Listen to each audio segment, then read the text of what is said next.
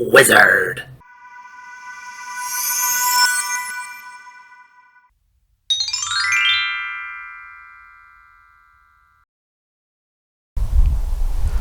Hi, I'm Everett Abrams, the Wizard of Wood, and today I want to talk to you about a real world, real life situation that happened with my company this week, where we actually went out a couple of years ago to look at a deck, and a customer wanted some repairs and some restoration. The footings had collapsed in a couple areas, and the deck actually sank about 3 or 4 inches in an area, and it's a large deck. As far as the decking material, it's about 2,000 linear feet of decking material for the deck, if it tells you how big the deck is, and it has a small second-story deck. We told the customer at that time that they were basically, some of the repairs were a little bit more extensive, and that money putting into this deck would probably not be a good idea because the deck was 35 years old. At the end of the day, you have a 35-year-old deck. So I was called out again. The customer has a lot of respect for me, likes me, and the fact that I'm honest with him about some of the things I tell him, because sometimes you have to tell people what they do not want to hear. It's one of the hardest things that a contractor has to do with a customer, is tell them what they do not want to hear. You don't want to always acquiesce or just give in to everything that they want, because they're not the expert. And the reason they're calling you out is because it's probably beyond them, or they're looking for some expertise. So in this case, I went out and there were some repairs done to the deck, and some deck boards were done, and it looks like it's been rigged up since the last time I was there. So he asked about replacing an upper deck that is totally shot. Supports are gone, it's coming off the house, it's not safe. He had an engineer look at it to replace the top deck, but not the bottom deck. The top deck, though, is connected to the bottom deck. Now, in this case, you have to look at it as being, it's a 35-year-old deck. And being that it's a 35-year-old deck, there is no changing that. So putting a new deck on that 35-year-old deck is going to be a problem, because the bottom deck already has footings that have been compromised. So now when we go to fix the bottom deck, the top one's going to have to come down. Now, why would you say, okay, well, why can't we just fix this? And he's got people telling him what he wants to hear, from the engineer to other contractors. And the point being is, if you put that up, you're going to have to take it down. You put up a deck, especially wood or even the composites. The composite's probably going to be a 25-year guarantee, depending on the manufacturer, or more. So you wouldn't put that on a 35-year-old deck or framing of a 35-year-old deck, because now you're up to 60 years. And I can tell you right now, the framing is already compromised. It's not going to hold up a brand new deck. So you're going to have an issue no matter what you do. So anyway, we go out and we talk to him, and when I talk to him, I let him know that the framing shot, you can't just put new material on the old framing. There's manufacturer's recommendations plus building codes. So the building codes are not going to make it, because, again, the footings are compromised, not what it used to be. A 35-year-old frame doesn't meet today's codes almost anywhere and everywhere.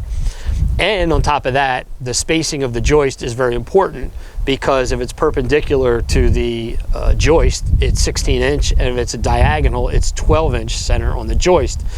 So what happens is, you have to look at the manufacturer recommendations plus the building codes, and then you decide that you do not want to do this job. You want to redo the whole thing. You want to put new wood or new material on that brand new framing, and not a 35-year-old framing. So what happens is, he starts to get the contractors come out, and he tells them what he wants. And at that point, unless you're somebody with integrity, or somebody that's just going to be honest with a customer, and you have to figure out, and the reason for this video is, what kind of contractor do you want to be? And I hope that homeowners look at this too and consider what I'm saying as well, because I'm going to put it in dollars, in real dollars, in a few minutes. But why would you take brand new material that's going to last 20, 25 years, 30 years, whatever, and put it on 35-year-old framing that's going to have a problem before the lifespan is done of that new material? You just don't do that, okay? It doesn't make sense. Now, these people are thinking about moving, don't want to put as much money into it, but the one thing about composites or a new deck is going to last, wood deck is going to take care of it, that 20, 25 year span. You're going to get a 25-year guarantee that's usually transferable to the new homeowners. And then you have to figure out making a good decision.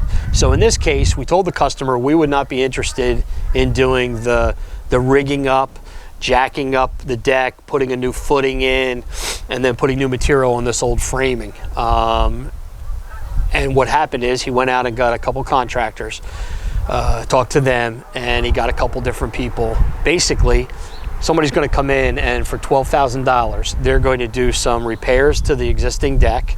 They're going to stain it. They may even redeck over this old framing that is 35 years old for like $12,000. At that point, though, if he's going to sell his house in 2 or 3 years, whatever it is, he's talking about moving to Florida. At the time you're watching this video, Ian just hit Florida, so maybe he'll change his decision. But anyway, he's talking about moving to Florida. We want that deck to be transferable. What happens is if he goes to sell the house and the deck still has that 35-year-old framing, then what happens is, one, either the warranty is not going to be good if it's not built to the manufacturer's specs, so you're out there, or what happens is that somebody's going to ask for a credit for a new deck about that size. That size deck, which we gave him an estimate for a new deck, up, down, new footings, new everything, came to $47,000. Okay, so I told you I put this in real dollars and bring this in. They were going to charge him $12,000 to rig up a deck that if they go to sell the house in a few years, they're still going to have to spend the $47,000. Now, plus the way expenses and costs are going up, it'll be more than that in 2 or 3 years. So they're going to put $12,000 that they can't get back. That $12,000 could go towards that $47,000 now and build a deck that is transferable. In the meantime, if they spend the $12,000 with that other contractor and still have to spend the $47,000, they're going to spend north of $60,000 on this deck in 2 or 3 years. Whereas they could do $47,000 right now, get the deck done, and be done with it. They can enjoy it for a few years or until they sell their home and then transfer it. So you have to decide what kind of contractor you're going to be, whether you're going to tell the customers, give them the whole picture, or if you're going to look at your customer as a mark to take $10,000 or $12,000 or whatever you think that they have in a budget to spend, or do you want to tell them and give them all the information and let them make a really educated decision on what to do? At the end of the day, long story short, I met with the customer, explained this to them, and I explained it in more detail than I had the first time. I also went over some other options we could do with the deck, and he was surprised that other people had not brought this stuff to his attention, and I let him know it's because he let himself be a mark. He let him, and again, I'm telling him something he doesn't want to hear, but he let somebody know what he wants them to do, and then they were going to build an estimate around what he wanted and take their money that would have been money not well spent. So the reason for this video, and hopefully you get something out of this, is hopefully you decide what kind of company or contractor you want to be. And if you're a homeowner looking at this, don't become a mark to a contractor. Listen to what should be done and really look at all sides of a situation so that you can make a really good decision. So hopefully this opens up your eyes and your 4 walls to look at that both as a contractor or a homeowner, and that this video was valuable to you. I'm Everett Abrams, the Wizard of Wood. Thank you for watching the video. Don't forget to subscribe to the channel and check out our other videos.